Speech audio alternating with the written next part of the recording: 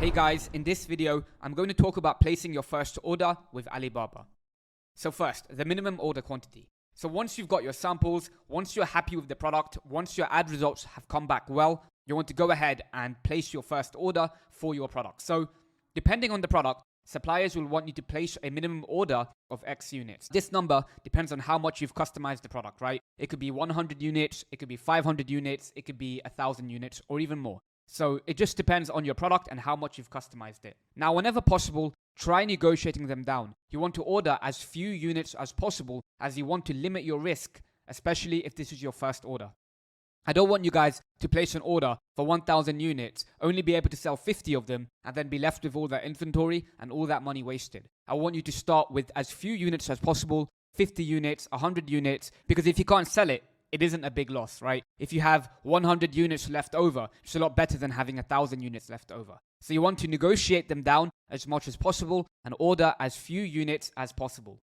Now, for this to happen, they may usually give you a higher price for fewer units. And depending on the price, I recommend taking it, right? You can make up for it later once you have consistent orders. For example, they might charge you $10 per unit if you order 100. But if you order 1,000, they might charge you $5. Now do the math. Yes, you're paying double the price. If you can order fewer units, it's worth it. If you ordered 100 units at $10, it will cost you $1,000. But if you ordered 1,000 units at $5, it will cost you $5,000. Although you're paying a higher price, you're taking a lot less risk. Try to negotiate for fewer units. I don't want you guys to lose money with this business model. There are so many people that have started a private label brand, invested thousands of dollars into inventory and not been able to sell it. Now on Alibaba, make sure you pay with Alibaba trade insurance to prevent being scammed, right? You never want to be in a situation where you've placed an order for $5,000 and the supplier doesn't reply to you, or they've given you a shitty product or not shipped it on time, right? If you use Alibaba trade insurance, they will prevent you from being scammed,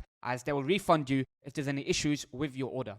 In addition, make sure you use the Alibaba inspection service to ensure your products get quality checked before shipping, right? There are many horror stories where suppliers have given good samples to a business, but when that business has paid for 1,000 units, the product quality was shit. So you need to make sure that you use the Alibaba inspection service. It does cost money. It might cost you a few $100s, but it's definitely worth it if the product quality is good. So before the product gets shipped to you, make sure you get the product inspected and quality checked to ensure the quality.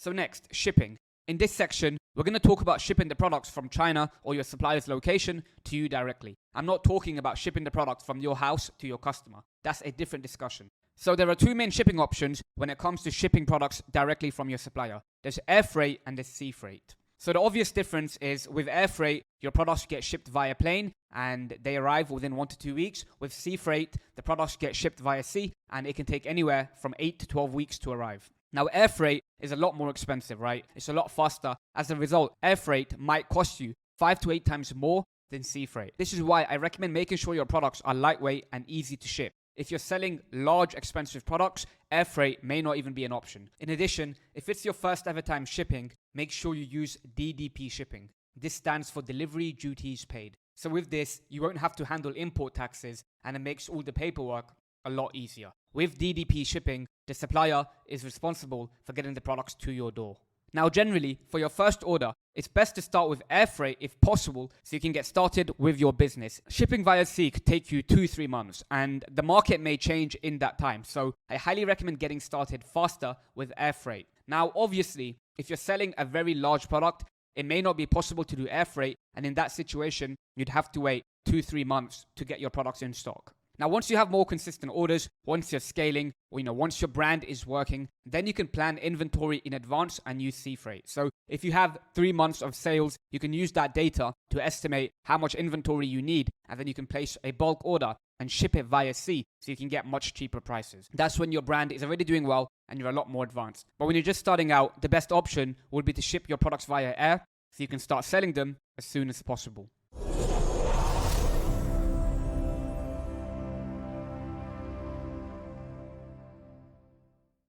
Hey guys, in this video, I'm going to give you an overall private label strategy for launching your brand. So first, the strategy. Step 1 is to pick a niche and pick a product to sell. So even before you get started, with a private label brand, you have to decide on which target market you want to go after and what type of product you want to sell. So if you want to do private label, you should already know what type of product as well. Like I said in the previous video, if you've never sold anything online with dropshipping, I do not recommend doing private label, as you won't know what a good product is. So once again, you have to pick a niche, pick a product to sell, and find a way to customize it. So you can hire a product designer. You can get one from Upwork, from Fiverr, who can help you craft your vision for a product. So if you want to create a custom phone case, you need a designer who can help create mock-ups that you can take to your suppliers. So that's the first step. Pick a niche, pick a product, and hire a designer to craft the vision for the custom product. Step 2, you want to find suppliers on Alibaba for your product. So the more suppliers you can work with, the better. I would recommend reaching out to at least 5 suppliers.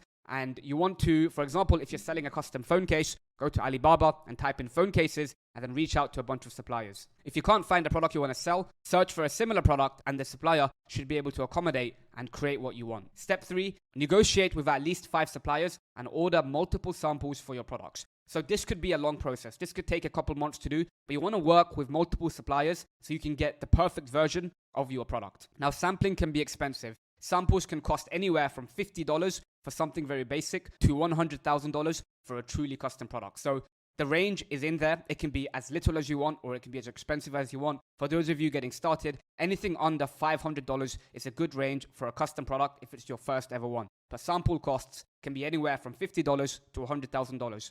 Once again, this is an advanced business model, not for beginners. Step 4, receive your samples. Quality check your samples. Make sure you're happy with them. And if you are, start getting custom ad content made. You want to get content made so you can start selling this product online before you place an order for inventory to see if people are interested in it. So the final step is to run paid ads on Facebook and TikTok to see if people are actually interested in the product before proceeding with a bulk order. You should never, ever, ever place a bulk order without running test ads to see if people are actually interested in buying from you. So testing your concept with paid ads, you need to run ads to see if there's actual demand for your product.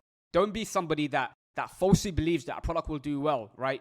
That has no proof that it will do well, no proof of concept, and then goes ahead and invests $10,000 into inventory that they can't sell. So make sure you run ads with your product to see if there's actual demand. I'm not going to go over ad strategy in this video. If you want to do that, go to the paid ads module and follow the Facebook ad or TikTok ad strategy from the course. And you want to run your ads for at least 7 days at $50 per day. Now, you want to leave your ads running longer than usual because you need solid proof that a product is desired in the market. You might have 2 to 3 days of really good ad results, but day 4, 5, 6, 7 may be poor. So you need to leave your ads longer to get real proof that it's a good product, that it can do well. The reason for this is, like I said, it's not like dropshipping when there is little to no risk if a product fails. With dropshipping, if a product fails, you lose $100, $200. It's basically nothing. But for private label, when you have to spend a lot of money on inventory, if you can't sell that product, if your ad campaign dies, you're going to be in trouble. You're going to have a lot of inventory left over and all that money invested into physical products that you can't sell. Make sure your ads are doing well. Make sure you have solid proof that the product is desired in the market. Now, like I said, you want to build your store